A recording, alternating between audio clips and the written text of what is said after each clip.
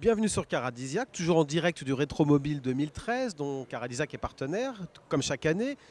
Cette fois, Alain, bienvenue toujours avec nous. On arrive au point d'orgue un peu de ce salon et chaque année, on prend beaucoup de plaisir à venir voir les voitures qui vont faire l'objet de la vente aux enchères Arcurial. Et donc, tu as choisi de nous présenter une première voiture qui est une Panhard. Oui, tout à fait, parce que c'est un petit peu emblématique justement de l'esprit de cette vente qui mélange à la fois des supercars à des prix dépassant souvent les 100 000 euros et des petites voitures populaires et originales surtout, comme cette petite part, une Dina 54 cabriolet, qui est rarissime puisqu'elle n'a été produite qu'à quelques centaines d'exemplaires et en plus celle-ci est dans un état remarquable. Quelle est l'évaluation en termes de tarifs? Oh, disons quand même la rareté de cette voiture la rend aux alentours de 20 à 30 000 euros quand même. Ce qui est pour moi un prix très raisonnable compte tenu de l'originalité et de la rareté de ce modèle. Suite de la vente aux enchères Arcurial, alors cette fois avec un OVNI qui est à vendre. De quoi s'agit-il? Oui, presque un ovni ou le chaînon manquant entre la moto et l'automobile. Encore un truc très très insolite, Messerschmitt, un nom qui s'attache plutôt à à l'aviation avec les fameux chasseurs de la Seconde Guerre mondiale. Mais l'industrie allemande, à la fin de la Seconde Guerre mondiale, a été interdite de produire des avions par les clauses d'armistice, s'est lancé dans la production de petits véhicules très très économiques, justement dans une Allemagne qui est en pleine reconstruction avec des faibles budgets, et justement une petite gamme de véhicules à trois roues, animés par des moteurs de moto entre 150 et 250 cm3, en gros pour schématiser, et qui ont été très très populaires parce que c'est extrêmement pratique. C'est un petit peu l'ancêtre de la Smart. Une autre solution originale pour circuler en ville de façon encore très actuelle, si ce n'est le bruit évidemment, et l'absence de volant au détriment d'un guidon de moto. Alors tout à fait utilisable encore aujourd'hui, bon, à condition de prendre en compte un confort d'époque, c'est-à-dire un confort des années 50, un bruit quand même très présent, pas de climatisation, eh bien tout le confort moderne est inexistant. Mais la maniabilité est bien là, le faible encombrement est là, et en plus une façon de rouler de façon très très originale et sortir des sentiers battus. Estimation des ventes 20 à 30 000 euros, c'est le prix de l'originalité, de la rareté. Bah, c'est le prix de ce modèle-ci particulièrement parce que c'est l'une des dernières versions produites par le constructeur allemand qui bénéficiait quand même d'une gamme de confort en hausse par rapport à un certain nombre de modèles. En plus, ce modèle présenté ici est dans un état parfait. Il suffit de mettre la clé de contact et de démarrer et de partir avec. Il est en parfait état de fonctionnement. Est-ce que tu veux bien maintenant aller nous présenter une des voitures qui va être l'une des stars de cette vente et va être vendue au-delà d'1,6 million a priori? Il s'agit d'une Talbot type 150C de la deuxième moitié des années 30, qui est une voiture purement de compétition.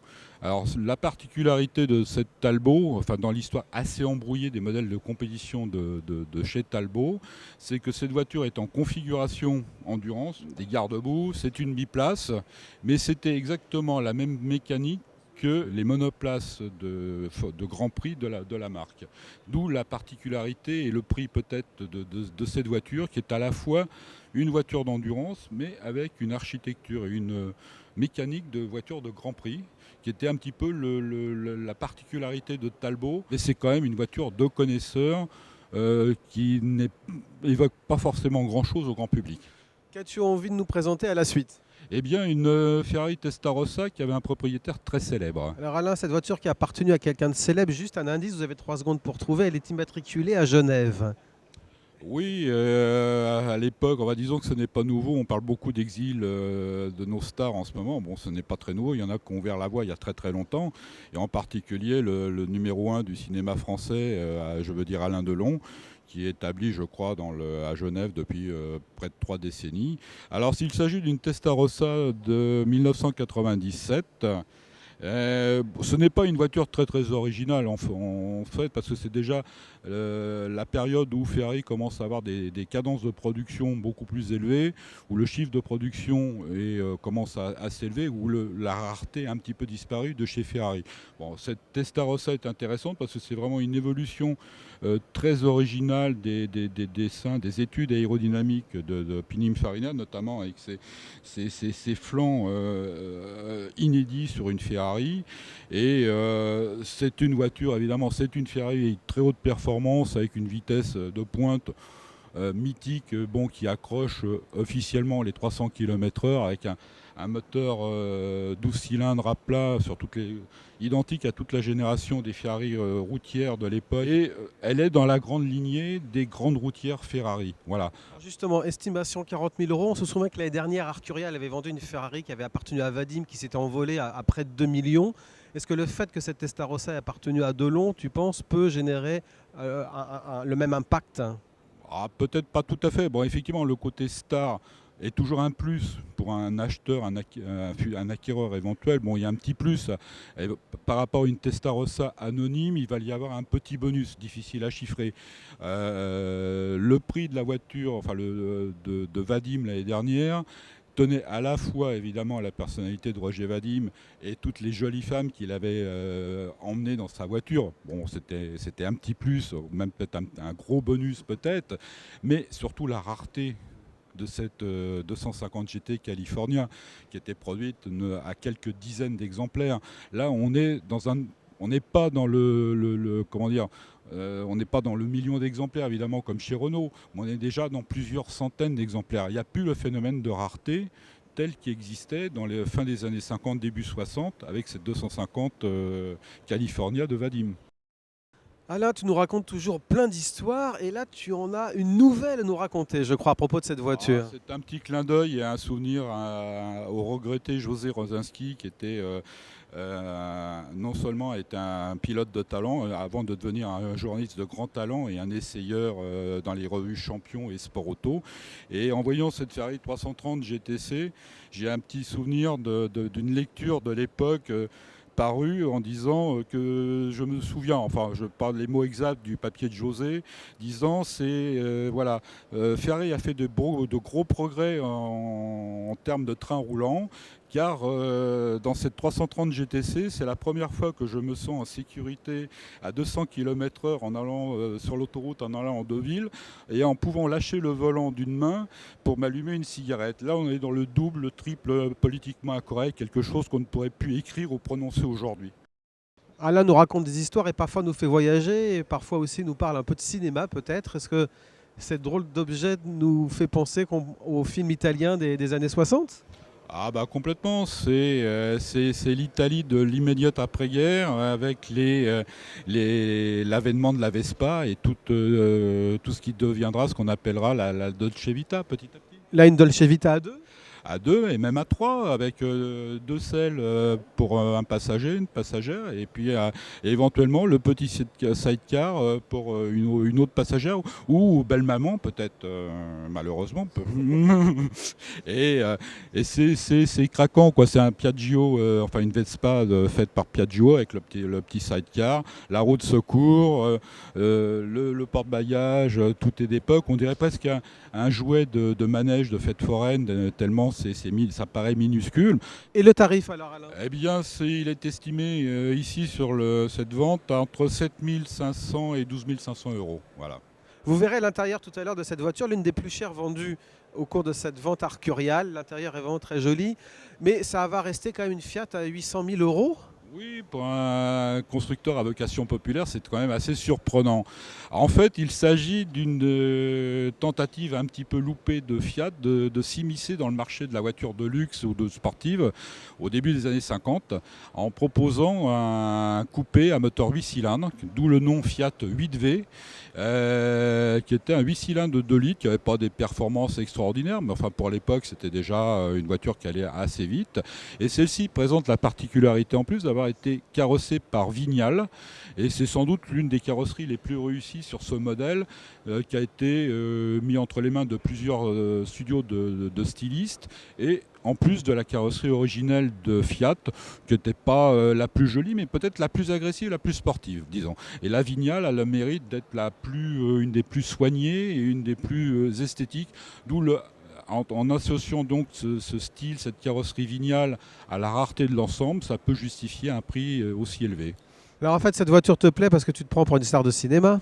Ah, en quelque sorte, oui, tout le monde la connaît. C'était la voiture de Danny Wilde dans Amicalement en route, évidemment, dans une couleur différente. Mais c'est la fameuse Dino 246. Elle est craquante, elle a des formes absolument extraordinaires, réalisées par Pininfarina. Et effectivement, depuis que je suis adolescent, je craque pour cette voiture, pour ses lignes, et à la fois pour son moteur central, ses performances. C'est au niveau dessin, au niveau ligne, c'était ce qui se rapprochait pratiquement de plus en version routière des prototypes Ferrari qu'on voyait aux 24 heures du Mans. C'est pratiquement une des transpositions routières d'une voiture de course les mieux réussies à l'époque. Et ces lignes sont absolument fabuleuses et 30 ou 40 ans après, je suis toujours aussi amoureux de cette voiture. Estimation? Estimation, c'est quand même 250 000 euros. C'est parce que ce n'est pas forcément un modèle très rare, mais la demande est constante. C'est-à-dire que c'est un modèle qui fait craquer absolument tout le monde. Et la demande est tellement forte que la cote reste très soutenue. Alors Alain, qu'est-ce qu'on écouterait comme musique à bord de cette voiture? Du Elvis Presley par exemple, c'est contemporain. Et puis pourquoi pas un Love Me Tender bien sentimental avec une jolie personne à ses côtés sur le baquet de droite. Alors on est en 1957, on est aux États-Unis et on est à bord de... D'une Corvette, l'un des premiers modèles de Chevrolet Corvette. Et là, c'est une des plus intéressantes versions parmi les premiers modèles, puisqu'il s'agit des premières Corvettes avec le moteur V8, puisque la première génération était sortie avec des 6 cylindres, qui étaient vraiment très poussifs et qui ne correspondaient pas du tout au caractère sportif de la voiture. Et moins de 2 ans après, Chevrolet a corrigé sa copie, a greffé un bon vieux V8, et là, la Corvette, la légende était en marche. La légende a débuté avec ce moteur V8. 80 000 euros. Oui, mais c'est quand même une très très belle voiture, effectivement, mais une voiture américaine, donc avec peut-être un usage peut-être un petit peu plus difficile dans nos rues ou nos routes françaises. C'est fait pour les grands espaces. On continue notre petit tour d'Europe du monde. Cette fois, on est en Italie avec une Alfa Orange. Oui, orange, elles ne sont pas toutes rouges, selon la légende. Il s'agit d'un petit speeder Giulia, propulsé par le fameux 1600 cm3 de la marque à la sonorité métallique bien connue et appréciée de tous les amoureux des Alfa Romeo. Et en plus, c'est le petit speeder typique du début des années 60, symbole de Dolce Vita dont on parlait déjà tout à l'heure. Mais là, c'est vraiment la voiture du célibataire, playboy, dragueur à l'italienne, tel qu'on l'a vu dans les films. À propos de films et de cinéma, en l'approchant, on a eu un doute. On va vous poser la question à vous, internaute, et vous allez sans doute trouver la réponse. Mais là, à l'instant, on a un doute. Quel est ce doute? Eh bien, voilà, de première vue, d'un seul coup, on a immédiatement pensé au film avec Jean-Louis Trintignant et Vittorio Gassman, qui s'appelait Il Fanfarone. Mais d'un seul coup, on s'est demandé, n'était-ce pas une Lancia Aurelia Speeder plutôt qu'une Alfa Giulietta? Donc, à vous de nous donner la réponse, parce que d'un seul coup, le doute nous assaille. Voilà. Mais de toute façon, la philosophie était la même. Pour finir, 30, 40 000 euros pour l'estimation. Oui, c'est pas donné, mais c'est pas hors de prix, effectivement. Mais en plus, c'est vraiment une voiture plaisir, et c'est une voiture aussi assez mythique parce que c'était le symbole du miracle économique italien. Elle a été surnommée la petite fiancée de l'Italie. Il y a eu un tel attachement avec cette voiture. Voilà, en plus de la mécanique, c'est le symbole de toute une époque. Alors voilà, on vient de finir pour vous ce petit tour d'horizon de certaines des voitures qui sont vendues dans le cadre de la vente aux enchères Arcurial. Grâce à toi Alain qui nous a raconté encore plein d'histoires, ça nous a permis d'en savoir plus sur les voitures, ça nous a permis d'en savoir plus sur les époques, etc.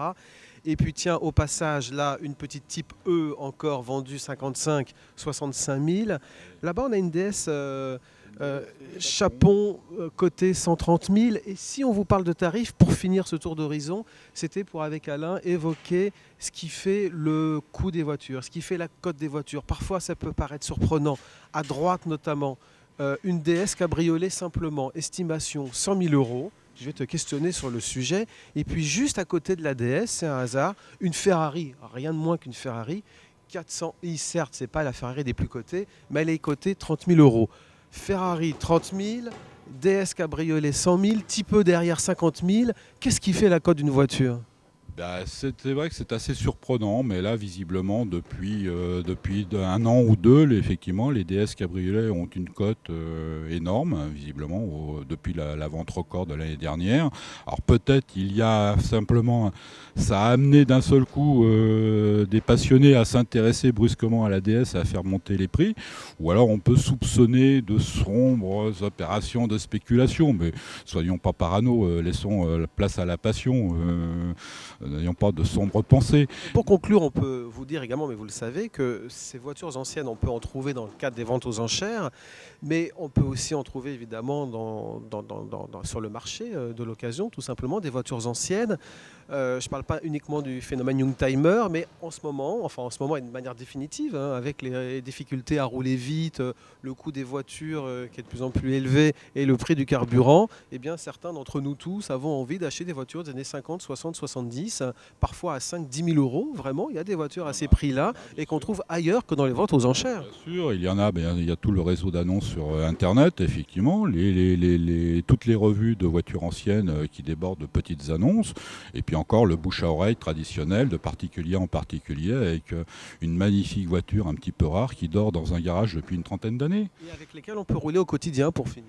Oui, malgré une réglementation de plus en plus contraignante, malheureusement, que ce soit au niveau des normes anti-pollution, de l'assurance collection qui a été remise en question, des forces de l'ordre qui ne sont pas toujours au courant du fait de l'absence de ceinture de sécurité qui n'était pas obligatoire sur certains modèles et qui peuvent vous pourrir la vie au quotidien.